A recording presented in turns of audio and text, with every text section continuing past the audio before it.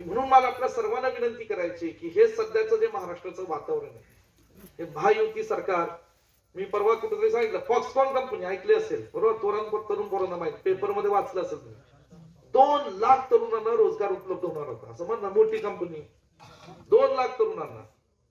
पण दिल्लीतनं फोन आला, गुजरातनं फोन आला आणि आमच्या महायुत्यांनी झक मारली आणि कंपनी गुजरातला देऊन टाकली. आता आपला हा महाराष्ट्र, हा छत्रपती शिवरायांचा, हा फुले शाहू आंबेडकरांचा महाराष्ट्र हा कधी कुणासमोर चुकला नाही. पण ह्या महायुतीच्या नेत्यांनी पाप केलं आणि आपल्या महाराष्ट्राला दिल्ली आणि गुजरातच्या समोर झुकायला लावलं.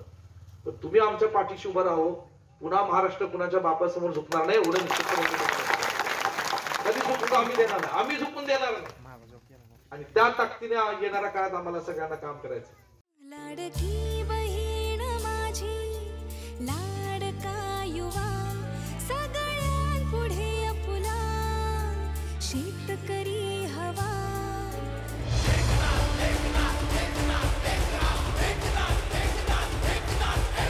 शिवसेना जिंदाबाद, दृश्यमान जिंदाबाद, शिवसेना जिंदाबाद, दृश्यमान जिंदाबाद, शिवसेना जिंदाबाद, दृश्यमान जिंदाबाद.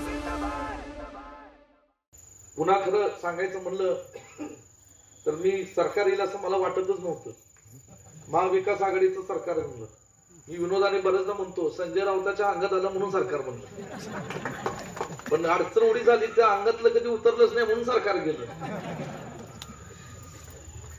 आता हे बरं ठीक आहे, सरकार जमलं, सोनियाजी गांधी राहुलजी गांधींच्या आशीर्वादाने राज्यमंत्री झालो, 6 खाती मिळाली, कामाला लागलो. पुन्हा दुर्दैवाने हा करोनाचा प्रादुर्भाव आला.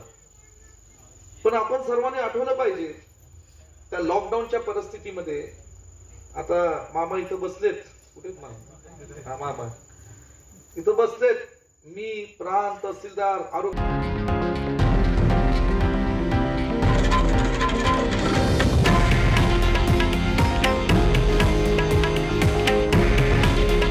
हे आहे देशातील नंबर 1 न्यूज नेटवर्क आणि आपण पाहत आहात TV9 मराठी. काळजी तुमची, हित महाराष्ट्राचं.